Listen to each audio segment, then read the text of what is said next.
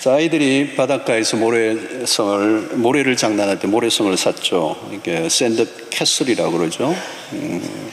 너무 재밌어요. 애들은 뭐 바닷가 내놓으면 모래 장난을 너무너무 좋아하는데 그 바닷가에서 이제 모래성을 샀습니다. 그러면 이제 파도가 밀려오죠. 그리고 쓰러지면 막 울다가 다시 쌓고 다시 허물어지고 이제 반복합니다. 그러다가 이제 아이가 뭘 깨닫느냐면 이거는 내가 파도를 이길 수 없다. 모래성은 무너지게 돼 있다. 이걸 깨닫습니다. 그리고 이제 그 다음부터는 집착하지 않고 모래성을 쌓는 것을 이제 즐기죠. 오늘 우리의 삶 속에서도 이 어른들이 어쩌면 모래성을 쌓고 있는데 모래성을 쌓고 있다는 것을 깨닫지 못하고 살아가는 경우가 많습니다. 모래성이라는 거 그렇잖아요. 아무리 애를 써도 허물어지니까 허망한 거잖아요. 근데 우리의 인생이 그렇게 되면 안 되죠.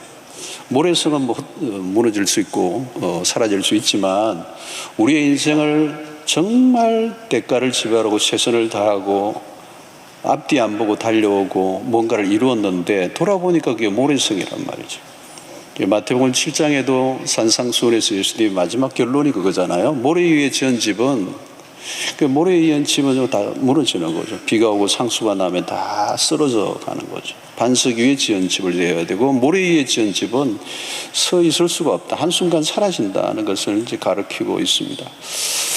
나는 목을 메고 내 인생의 모든 걸 쏟아부었는데 돌아보니까 아무것도 흔적이 없는. 어떤 사람은 명예를 위해서 권력을 위해서 한평생 모든 걸 쏟아부었는데 나중에 보면 아무것도 아무도 기억해 주지 않는 거죠. 여러분 한때 아무리 유명해도 한 세대만 지나가면요 아무도 기억하지 않아요. 자기 자녀들도 다 몰라요. 자, 오늘 본문에 어떤 모래성을 쌓는 것 같은 인생을 잘 표현해주는 한 사람이 나옵니다. 짧은 구절인데 이 안에 인생이 고스란히 담겨져 있습니다. 예수님에게 한 사람이 유산 문제를 가지고 찾아왔어요. 13절에 보니까 무리 중에 한 사람이 이르되 선생님 내 형을 명하여 유산을 나와 나누게 하소서 이렇게 했습니다.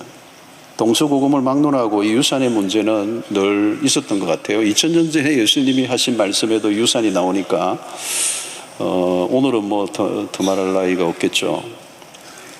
그러니까 형제 간에 이 유산 문제로 이렇게 긴장을 한 거. 형은 좀 더 가지려고 했겠고 동생은 또 더 자기도 이제 자기의 것을 챙기려고 한 것입니다.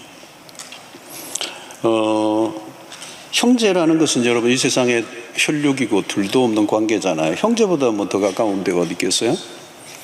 근데 돈 문제가 끼어드니까 심각해지는 겁니다. 인간의 삶이 그렇게 부실해요. 돈이 개업되면 무슨 일이 날지 알지 못하는 것이죠. 근데 이 사람에게 예수님은 이 사람을 딱 보니까 의중을 예수님이 아시고 이 사람에게 딱 맞는 비유를 하나 이제 알려주십니다. 16절에 보니까 또 비유는 그들에게 말하여 이르되 이르시되 한 부자가 그 밭에 소출이 풍성하며 한 부자가 있었는데 소출이 풍성했대요. 그러니까 풍작을 이룬 거죠. 요즘으로 치면은 뭐 가게를 열었는데 매출이 뭐 몇 배가 이제 난 거죠. 또 뭐 주식을 투자했는데 또 뭐 부동산을 투자했는데 뭐 대박이 났다. 이제 그런 것과 같아요.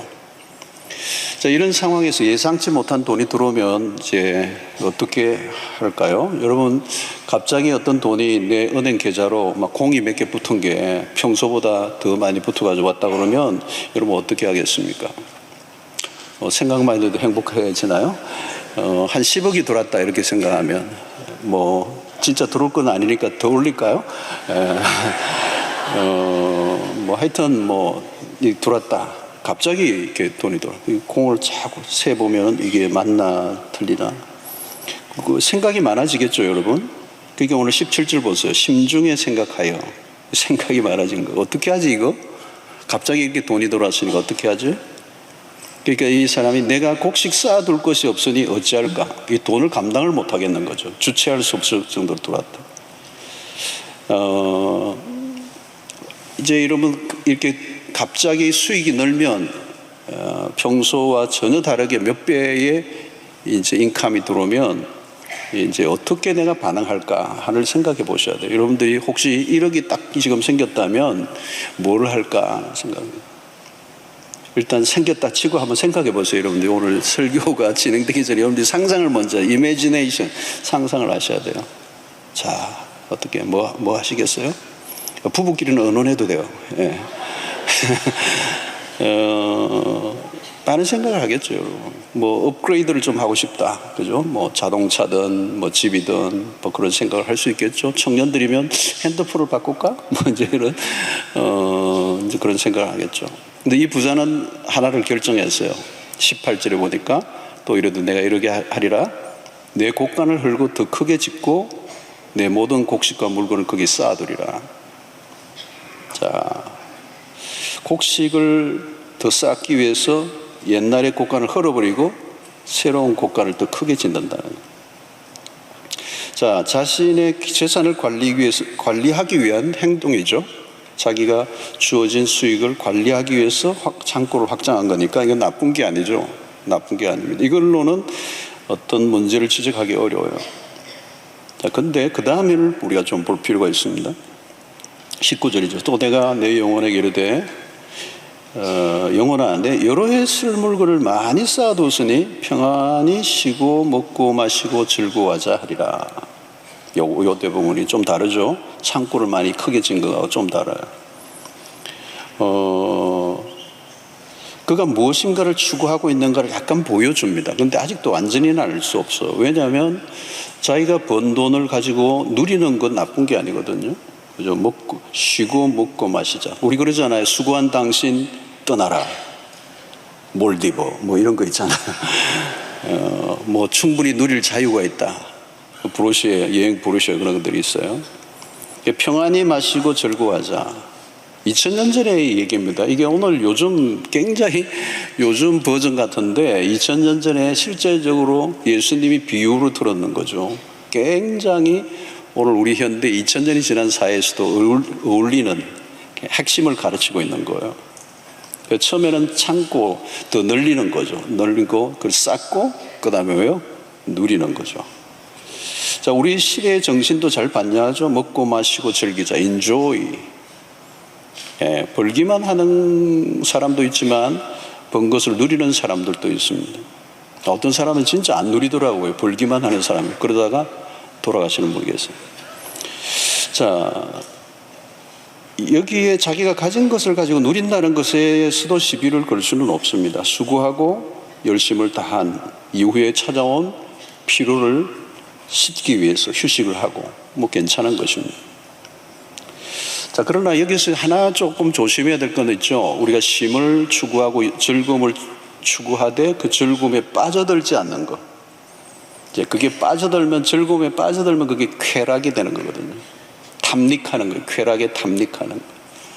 그래서 우리 오감, 시각, 미각, 후각, 촉각, 청각.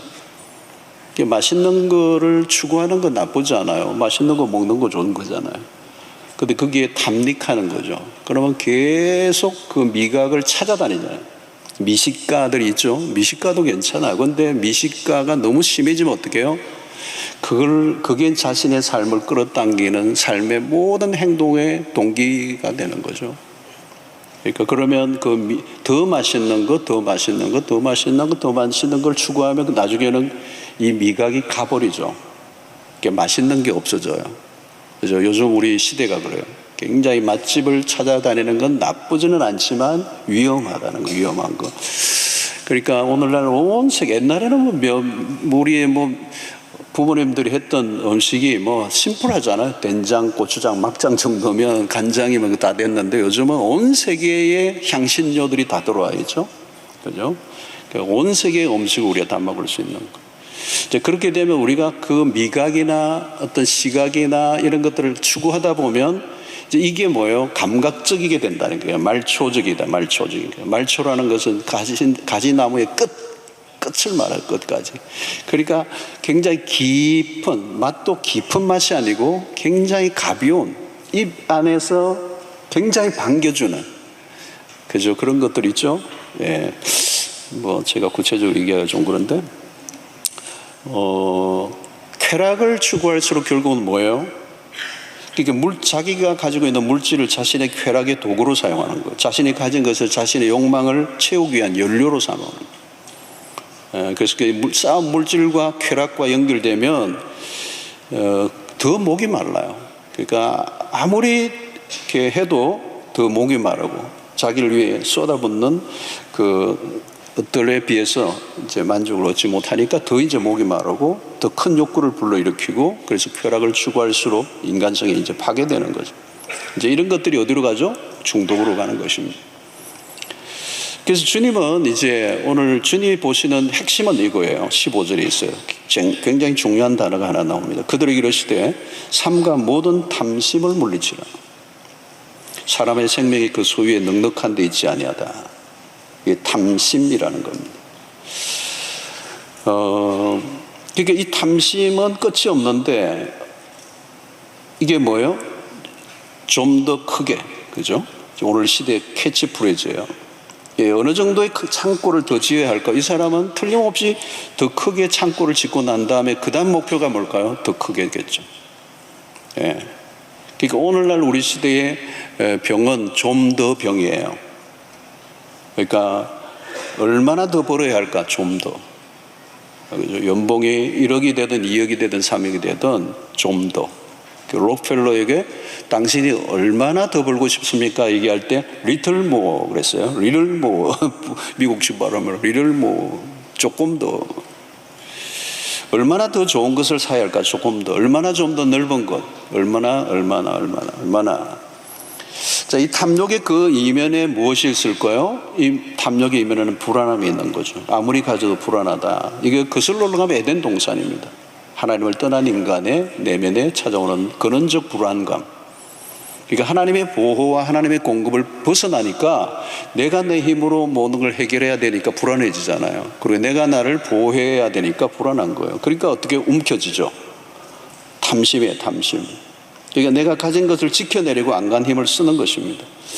그래서 버는 것도 힘들지만 지켜낸 것도 더 어렵죠. 항상 빼앗길 것 같은 두려움.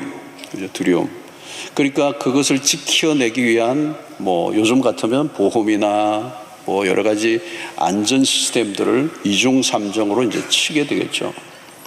자, 큰 창고를 짓는 건 뭐예요? 불안함을 보여준 겁니다. 불안할수록 창고는 더 견고하고 더 커지게 되는 겁니다.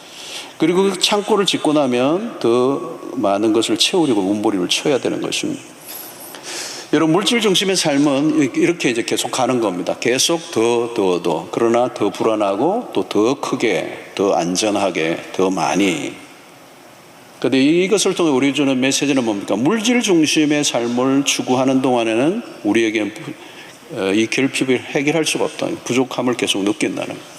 그래서 예수님이 사람이 떡으로만 사는 것이 아니요 하나님의 입에서 나오는 말씀으로 살 것이다 라고 얘기하신 것은 너무너무 놀라운 진리예요. 사람이 떡으로만 살면 반드시 떡의 부족함을 느끼게 돼요. 그리고 떡의 전쟁을 하게 되고, 그런 하나님의 말씀으로 살면 이 떡의 문제, 육신의 떡도 영혼의 떡의 문제도 해결되는 그런 은혜를 누리게 되는 것입니다. 자, 부족함에 대한 불안은 결국은 자기중심적일 수밖에 없습니다. 더 많은 떡을 가지기 위해 싸우죠. 그래서 오늘 형과 동생이 유산을 가지고 싸우는 이것도 자기중심적이죠. 그래서 서로 가지려고 하는 것.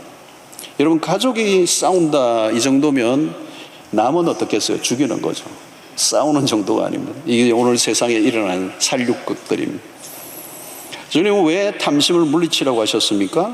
사람의 생명이 그 소유에 넉넉한 데 있지 않다. 소유에 있지 않다는 것.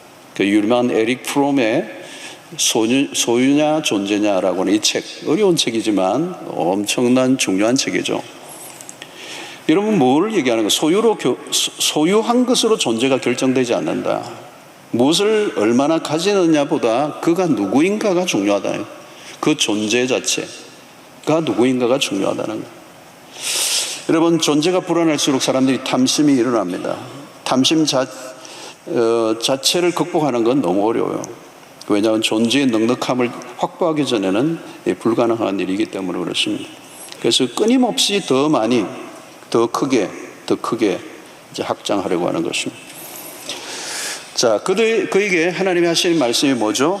20절에 하나님은 이르시되 어리석은 자여 오늘 밤에 내 영혼을 도로 찾으리니 그러면 내 준비한 것이 누구의 것이 되겠느냐 하시니 어리석은 자여, 요즘으로 표현하면 바보야 이 얘기와 같아요. 인간의 유한성을 모르기 때문에 어리석다는 거예요. 탐욕에 빠지면 어리석은 자가 되고 그 어리석은 자가 되면 자기에게 찾아오는 그런 죽음을 예측하지 못하게 되는 거예요. 그래서 오늘 여기 보니 오늘 밤에 내 영혼을 찾으리니 그랬어요. 내 영혼을 도로 찾는다 이 말은 뭘까요? 이 생명이 우리에게 있지 않다는 거예요. 이 생명을 주신 분이 데리고 가지고 도로 리턴한다는 거예요. 오늘 밤에 내 영혼을 찾으리라. 오늘 밤, 어쩌면 tonight. 여러분, 죽음은 반전입니다. 갑자기 찾아오는 거죠. 예상하지 않았던, 이 부자가 전혀 예상하지 않았던 게 하나 있어요. 창고도 열심히 짓고 또 그것을 먹고 즐기고 하는데 죽음이 자기에게 갑자기 찾아온다는 생각을 한 번도 해본 적이 없어요.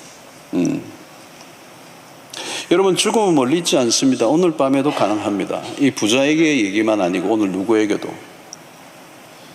우리는 누구도 내일을 알지 못하며 죽는 날은 이미 정했어요. 다만 내가 알지 못할 뿐이에요. 인생은 짧습니다. 나에게 남은 시간이 얼마인지 아는 사람은 없어요.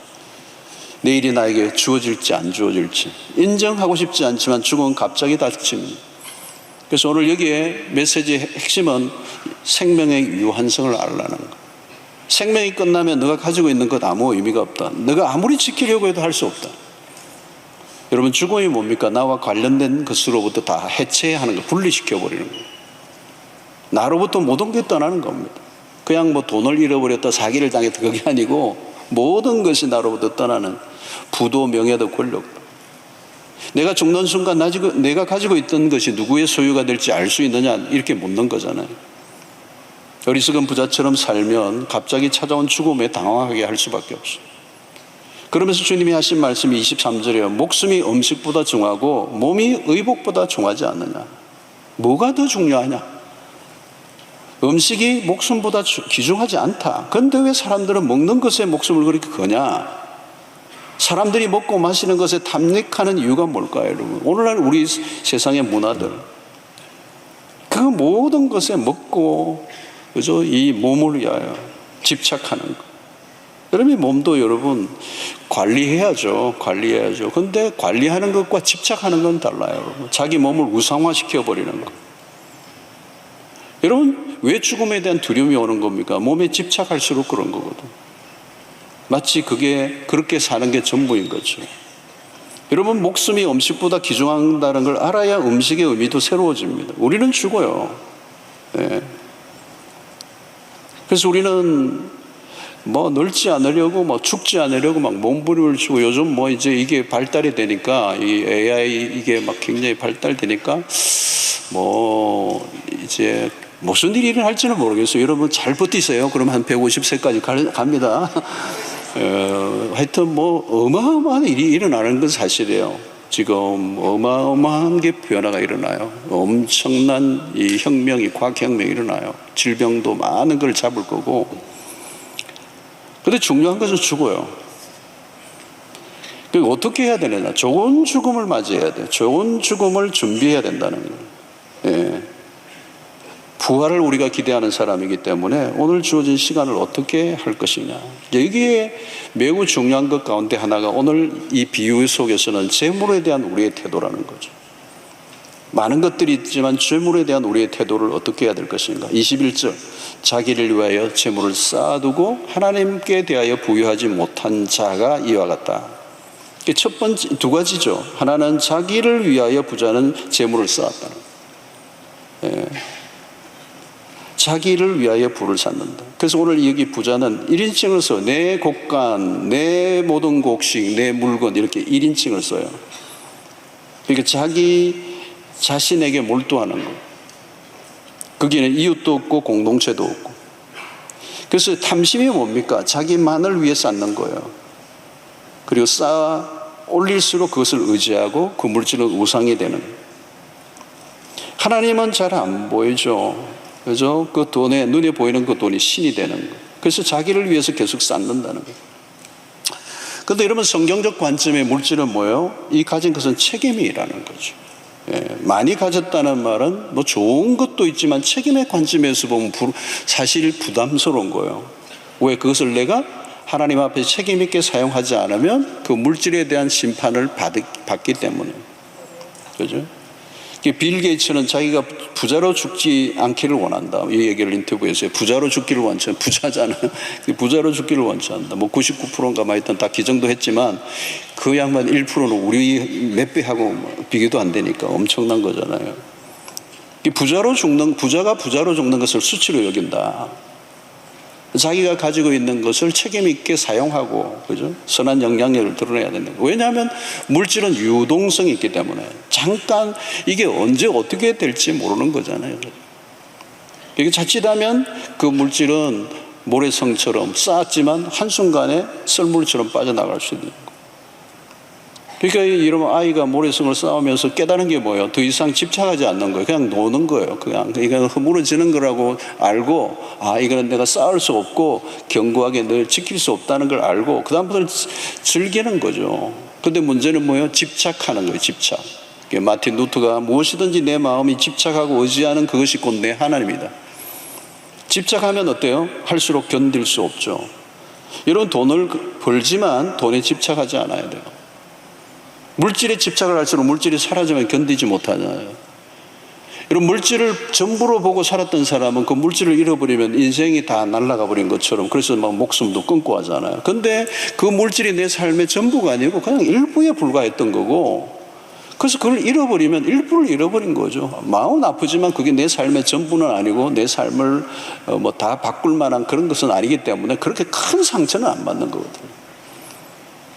밀물도 있고 썰물도 있고 돈이라는 게 돌고 그래서 올 때도 있고 갈 때도 있고, 저 사람은 주머니에 있다가 이리로 옮기고 이 기업에서 저 기업으로 옮기잖아요. 우리는 중요한 것은 그 물질의 시험을 통과하는 거, 물질의 유혹을 이기는 거. 어떻게 하면 물질의 유혹에서 이 시험을 이길 수 있는가? 방법은 딱 하나예요, 여러분. 베풀고 나누는 것입니다. 그래서 사도행전 20장 35절 범사에 여러분에게 모본을 보여준 바와 같이 수고하여 약한 사람들을 돕고, 또 주 예수께서 신이 말씀하신 바 주는 것이 받는 것보다 복이 있다 하심을 기억하여야 할지니라. 여러분 여기 줄을 꺼셔야 돼요. 주는 것이 받는 것보다 복이 있다. 이거 잘못 읽은 거 아닌가? 받는 게 주는 것보다 복이 있다. 아무리 보세요 그러지 않았어요. 주는 것이 받는 것보다 복이 있다는 거예요. 이거를 여러분 이 말씀, 복된 삶의 비결이 여기 있는 거잖아요. 그죠? 주는 게 받는 것보다 복이 있다는 거예요. 뭐 이거 지금 설명할 시간이 없어요. 막 진도를 가야 되기 때문에. 근데 이거를 깨달은 사람은 진짜 어마어마한 비밀을 깨닫는 거예요. 축복의 길이 열려요. 복의 길이 열려요. 복. 여러분 복의 길이 있어요. 그냥 복 달라가 아니라 복의 원리와 원칙과 길을 따라 살면 복이 그냥 오게 돼 있어요. 그러니까 주는 삶을 사는 거예요. 받으려고 하지 말고. 어디 가나 여러분 밥 사는 쪽에 가고 밥 얻어먹는 쪽에 있지 말라는 거예요. 자꾸 밥 살 때 막 신발끈 물고 그러지 말고 막 무조건 카드 들이고 사내고 베푸는 쪽으로 가라는 거예요. 물론 없으면 할 수 없지만 마음으로라도, 없으면 뭐라도 밥 얻어먹었으면 커피라도 사고 계속 베푸는 삶을 살아요. 이 모으는 모드가 아니라 나눔의 모드예요. 여러분 집착하면 나눌 수가 없어요. 그러니까 우리가 가지고 있는 것을 살짝 잡아야 돼. 이건 내 거야 이래가지고 막 모든 거 다 도장 찍어놓고 막 사인해놓고 막 그냥 막 자물쇠 채워놓고 얼마나 힘들겠어요, 여러분. 그래서 여러분 우리가 가지고 있는 것을 살짝 잡으셔야 돼요. 살짝 잡으셔야 돼요. 너무 살짝 잡으면 떨어지잖아요. 그러니까 이 살짝 잡는 이유는 누군가가 필요하면 줄 때 힘들지 않아야 돼요. 꽉 잡고 있으면 주기 힘들어요. 살짝 잡고 있어야 필요한 사람이 주고요. 또 어떤 사람은 진짜 막 강탈하시지 뺏어가도 빼앗길 수 있어야 돼요. 이거 안 뺏기다가 목 날아가는 경우가 있잖아요. 생명을 잃어버리는 경우가 있어요, 여러분. 여러분, 삶의 차이는 주는 자인가 더 가지려고 하는 자인가? 가만히 보세요. 인생이 여기서 갈립니다. 대부분은 더 많이 쌓으려고 하죠. 여러분, 저축하는 것과 축제하는 건 달라요. 흘려보내야 합니다. 그런데 자기에게 지나친 집중을 하는 거죠. 자기에게, 자기 몰입, 자기 탐닉, 자기를 우상화하는 거예요. 여러분, 몸을 관리하는 거 왜 나쁘지 않죠? 여러분, 자기 몸을 위해서 투자도 해야죠. 뭐 좋은 것도 드시고 뭐 해야 되죠. 그런데 거기에만 자기 몸만 돌보는 거예요. 그게 미성숙한 몸이에요. 그 몸은 언젠가는 죽고 썩게 될 몸인데 거기에 모든 돈을 자기를 위해 드린다. 그게 자기 몸에 집착하는 사람은 다른 사람을 도울 수 있겠습니까? 더 불가능한 겁니다. 여러분, 요즘 뭐 저속 노화 이런 얘기를 하지만 아무리 관리해도 노화를 막을 수 없고요. 예. 아무리 뭐 관리를 하고 뭐 수술을 하고 뭐 땡겨도 안 돼요. 이 탐심은 자기애라는 거죠. 탐심이 자기애, 자기의 행복만을 추구하는 거예요. 그렇게 자기 행복만을 추구하니까 그 행복을 누가 침해하면 공격적인 태도를 받게는 거예요. 그런데 여러분, 성숙한 몸은 그게 아니에요. 나누는 거예요. 베푸는 것입니다. 돈의 흐름을 보면 신앙심이 보입니다. 딴 거 없습니다. 요즘 시대. 돈과 하나님이에요. 그러니까 돈을 어떻게 쓰는가, 그 돈의 흐름. 여러분들이 은행에서 온 그 모든 그 선 명세서를 보면 내가 내 신앙이 어디 있는가, 현주소 그대로예요. 그 이상도 이하도 아니에요. 돈이 자기에게만 흘러가고 있느냐? 여러분, 하나님은 다 보고 계세요. 하나님은 다 알고 계세요. 여러분, 우리 자녀들에게 용돈을 주고도 그냥 부모들이 모니터링 하잖아요. 우리 아이들에게 용돈을 주는데 너무 잘 써. 너무 좋은 데 써. 아주 그냥 너무 친구들 돕고 뭐 신뢰가 가죠. 그럼 더 주고 싶죠. 그런데 이상하게 써. 자기가 막 이상한 대로만 자꾸 써. 그러면 돈을 주고 싶지 않죠, 여러분. 하나님이 누구에게 맡기실까 하는 거죠. 그러니까 너가 오늘 밤에 너의 영혼을 도로 취하겠다, 이 말은 너가 가지고 있는 재물에 대한 너의 태도가 이미 더 이상 너가 물질을 쓸 수 있는 없는 상태가 됐다는 거예요. 심판하겠다는 거예요. 그래서 여러분, 우리는 나누어야 되는데요. 나누는 것도 이게 여러분 일회성으로 뭐 적극적으로 교회에서 하자니까 한번 하는 게 이게 의미가 없고요. 뭐 그것도 의미가 있지만 계획을 세워서 주기적으로, 체계적으로, 지속적으로 해야 됩니다.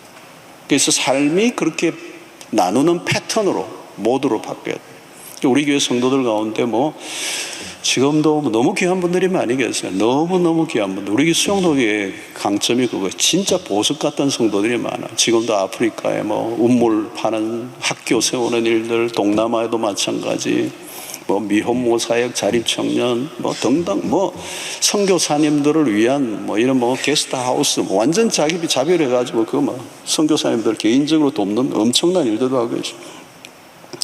그러니까 여러분, 이 탐욕의 뿌리는 깊기 때문에 안 빠져요. 그러니까 선한 일을 하면서도, 베풀면서도 내 안에 탐욕이 있어요. 탐욕과 싸우는 거예요. 그런데 계속 하는 거예요. 지속적으로, 체계적으로 계속 일상 속에서 하면 할수록 이 베풀고 나누고 헌금하는 과정에서 내 안에 있는 탐욕의 기운이 서서히 힘을 잃어요. 이 뿌리가 깊어요. 우리는 끊임없이 받는 모드고 쟁취하는 모드고 나 중심적으로 탐닉하는 이 탐심으로 똘똘 뭉쳐 있는데 이게 안 무너져요. 그러니까 이게 안 되니까 여러분, 우리가 복을 누리기 어려워요. 하나님이 주신 것을 나에게만 쏟으니까 그건 굉장히 질 낮은 즐거움밖에 없는 거거든요. 근데 이제 이거를 이제 해야 되는데 이게 쉽지가 않아요. 그래서 은혜가 임해야 되고,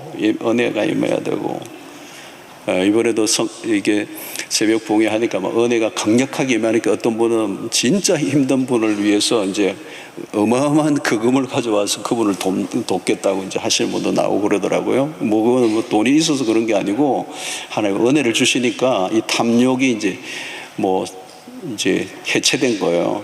나누는 거죠. 나누면서 이 탐욕의 기운, 그죠? 강력한 그게 이제 뿌리를 뽑는 거죠. 일상에서 계속 하다 보면 이제 나누는 게 편안해지고 또 나눔을 통하여 주시는 하나님의 은혜가 크고 그 나누면 나눌수록 더 부욕해 되는 역사를 이제 경험하는 신비가 있는 거죠.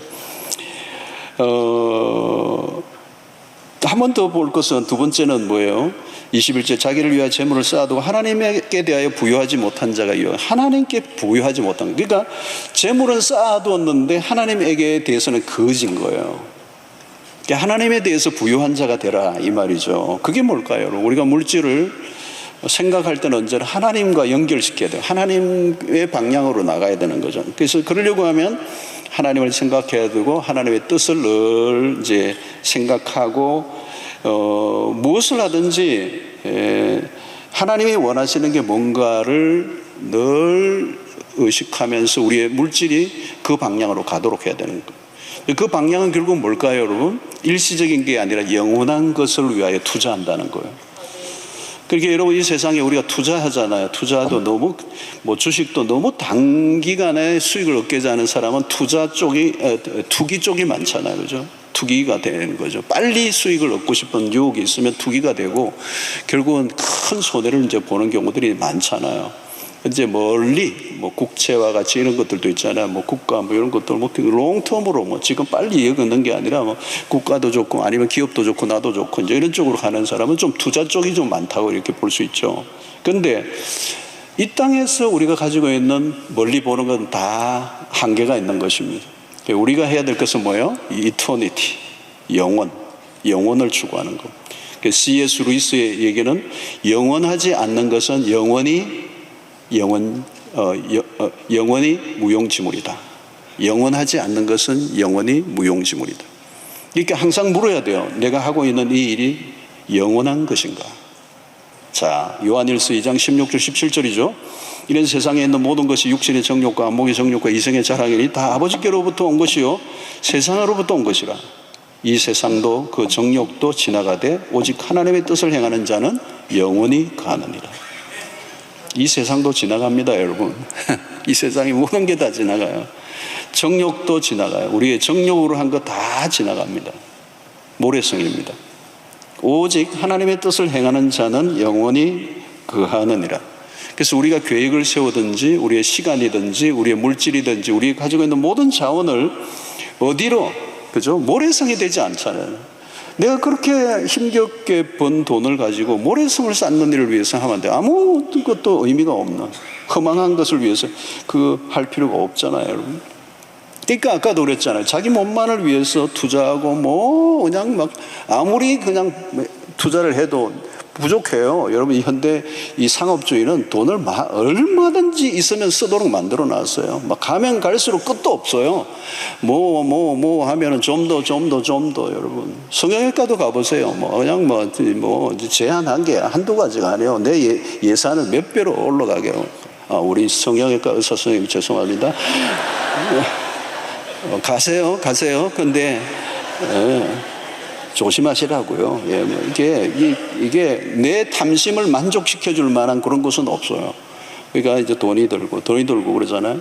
근데 어때요? 늙잖아요, 여러분. 아무리 땡겼는데도, 아무리 고쳤는데도 늙잖아요, 여러분. 그죠? 늙어요. 그러니까 영원하지 않는 거잖아요. 모래성에 험한 거잖아요. 내가 여기에 투자한 게 얼마나 많은데. 옛날에 여러분 선풍기 아줌마 나왔었잖아요. 얼마나 수술을, 마이클 잭슨을 보세요. 얼마나 피부를 깎았어요, 여러분. 그죠? 흰 피부를 만들려고. 물론 여러 가지 이렇게 피부 질환이 있었지만 자기 인생에 투자하고 컴플렉스를 지우려고 하는데 안 지워지고 돈은 돈대로 들고 정신과 치료를 받고 약을 먹고 결국 그렇게 되는 거예요. 영원하지 않는 거예요, 여러분. 자기만을 위해 투자하는 것들이 명예를 위해서, 그죠? 자기가 좀 더 사는 사람들 인기를 얻기 위해서 다 모래성이에요. 그러니까 나의 개인의 사욕을 추구하는 삶은 나중에는 비참해지는 거. 그러니까 하나님에 대해서 부유하다는 말은 그냥 한두 번 착한 일을 하라는 얘기가 아니고 삶의 전체를 디자인하는 거예요. 그러니까 나에게 주어진 이 세상에 있는 자원을 소진시키는 인생이 아니고 누군가에게 선한 역사를 이루고 생명을 살려내는 데 기여자가 되는 거예요. 소비자가 될 건가 기여자가 될 건가. 하나님의 나라를 위해서 내게 주어진 것을 아름답고 유익하게 생명을 살려내는 연약한 이를 돕는 일에 사용할 것인가. 그래서 이 돕는 것이 우리의 삶의 우선순위가 되어 있어야 된다는 거예요. 우선순위. 이게 뭐 어떤 우리는 프로그램으로 어떻게 하는 게 아니고, 이제 어떤 사람은 뭐 돕는다 그러니까 뭐 돈이 있어야 돕지, 부자나 돕지, 그러지 않아요, 여러분. 액수와 상관이 없어요. 여러분, 주님은 액수를 안 보아요. 부자의 두렵돈 얘기하잖아요. 그것은 액수가 아니잖아요. 비율을 보는 거예요. 퍼센테이지를 보는 거예요. 그가 얼마나 바쳤느냐가 아니고 그것이 얼마나 되느냐는 거예요. 여러분, 나눠준다는 것은 태도의 문제고요, 순종의 문제입니다. 나누라는 말씀에 순종하는 것. 물질의 유한성에 갇혀 있지 않고 하나님이 주신 그 안에서 내가 누군가에게 나에게 주신 것을 흘려보내는 이제 통로가 되는 것입니다. 디모데전서 6장 17절로 18절을 보면, 내가 이 세대에서 부한자들을 명하여 마음을 높이지 말고 정함이 없는 재물에 소망을 두지 말고 오직 우리에게 모든 것을 후이주사 누리게 하시는 하나님께 두며 선을 행하고 선한 사업을 많이 하고 나누어 주기를 좋아하며 너그러운 자가 되게 하라. 여러분, 우리의 소망은 우리를 후히 주시고 누리게 하시는 하나님께 두는, 정함이 없는 재물에 소망을 두지 말라는 거예요. 그럼 반드시 후회하고 반드시 절망하게 됩니다. 우리는 세상의 사람들과 살아가는 다른 방식을 선택해야 되는 거죠. 그래서 나누고 베풀고. 그래서 우리에게 주신 이 것들을 더 움켜쥐는 게 아니고 손을 펴므로 자유케 되고 부욕케 되는 거예요. 이 부유한 삶을 사는 비결을 바울은 고린도후서 6장 9절로 10절에서 기가 막히게 말씀했어요. 무명한 자 같으나 유명한 자요. 여러분, 우리는 유명해지려고 할 필요가 없어요. 이미 하나님 앞에서 우리는 유명한 자가 되었어요. 하나님이 기억해 주시면 돼요. 천만인이 알아줘도 하나님이 너 기억 없어 그러면 그 게임 끝나는 거잖아요. 무명한 자 같으나 유명한 자요. 죽은 자 같으나 바로 우리가 살아있고 징계를 받는 자 같으나 죽임을 당하지 않고 근심하는 자 같으나 항상 기뻐하고 가난한 자 같으나 많은 사람을 부유하게 하고 아무것도 없는 자 같으나 모든 것을 가진 자로. 여러분, 우리는 많은 걸 가지고 있지 않아도, 이 세상의 것들을 가지고 있지 않아도 행복할 수 있는 사람이 됐다는 거예요. 그죠? 근심하는 자 같으나 항상 기뻐하고 가난한 자 같으나 많은 사람을 부유하게 하고. 왜 그렇게 살 수 있습니까? 우리가 그리스도를 가졌기 때문에 그래요. 우리는 가진 게 많고요, 진짜를 가졌어요. 세상에 사람들이 가지고 있는 것은 어쩌면 허상이에요. 언제 어떻게. 여러분, 물질이라는 게 그렇잖아요. 한때 뭐 잘 나가던 분들 많았어요. 근데 지금은 그냥 너무 힘들어하는 분들이 많아요. 그러니까 물질이라는 게 그런 거예요. 왔다 갔다 왔다 사라졌다 왔다 갔다. 신기루 같은 거잖아요. 그러니까 그 물질은 언제든지 누구에게가 빼앗길 수 있는 거예요. 그런데 여러분, 우리가 가지고 있는 것은 세상이 빼앗아갈 수가 없어요. 우리는 복음을 가졌고 구원을 받았고 천국을 소유한 사람들이에요. 그리스도가 누구입니까? 모든 충만해서 충만하신 분이세요. 그 충만하신 그분이 우리의 결핍을 채우시고 우리의 삶을 부욕해 하시는 분이에요. 그분을 믿고 살아가는, 그분을 모시고 살아가는 우리이기 때문에 아무것도 없는 자 같은 모든 걸 가지고 있는 거예요. 그분이 모든 것이 되시는 분이시기 때문에, 그분이 우리와 함께 하시기 때문에. 그래서 이제는 우리가 부유한 자로 살아갈 수 있는 거죠. 영원하지 않는 것에는 집착하지 않고. 그래서 여러분들 가운데 영원한 게 아닌가를 모르시면 돼요. 이게 영원한 게 아니면 언제든지 내어놓을 수 있는, 포기할 수 있는, 집착하지 않는, 영원한 것은 하나님의 뜻, 그리고 하나님의 말씀대로 사는 것, 영혼을 구원하는 그 일, 그것만이 영원한 것. 그 일을 위해서 우리의 삶을 투자하고 우리가 가진 것을 내어놓을 때 우리의 삶은 하나님 앞에서 기억되는 인생을 살게 될 줄로 믿습니다. 우리의 삶의 모두가 주는 모두가 되셨습니다. 이제 받는 모두가 아니에요. 베푸는 자로 있어서. 여러분, 어디나 베푸는 자로. 오늘 베풀고 나누고 주고 자기의 집착을 버리고 막 이러니까 교인들이 인상이 안 좋더라고. 2부 3부에 뭐 자꾸 주라 그러나 그러고 말이에요. 오늘 힘들었어요. 제가 설교하는데 복 받으세요. 하나님이 뭐를 복을 주시기로 하는데 자꾸 나누라고 그러니까 나 없는데 그런 거 아니에요, 여러분. 이 주는 모두를 하면 하나님의 부어주신 은혜를 체험해요. 놀라운 일이 일어나요, 여러분.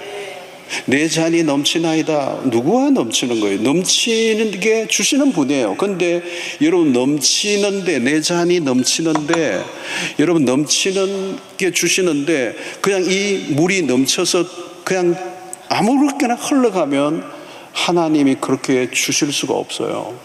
넘치는데요, 그 넘치는 것이 정말 필요한 곳에 흘러가게 하는 사람을 보면 하나님은 더 주시는 거죠. 저는 호주에서 목회하면서요, 한 500명 될 때부터 대양주, 호주, 뉴질랜드에 있는 목회자들을, 아이들, 가족들 막 섬기는 마음을 저에게 주셨어요. 그 당시 교회 별로 크지도 않았어요. 근데 하나님이 그 마음을 주셔서 대양주에 있는 목회자들을 매해마다 진짜 엄청난 돈이 들어서 섬기기 시작했는데요. 10년 했다니까요. 10년 하니까요. 어떻게 된 줄 아세요? 호주에서 한인교회에서 제일 큰 교회가 됐어요. 여러분, 나누면 더 부욕해 됩니다. 나눌 마음을 가진 자체가 부자예요. 많이 가지고 있는데 끊임없이 다오 결핍을 느끼면 그게 거지예요. 그러니까 못 베푸는 삶은 거지예요. 늘 받기만 하려고 하는 건 거지 근성이에요.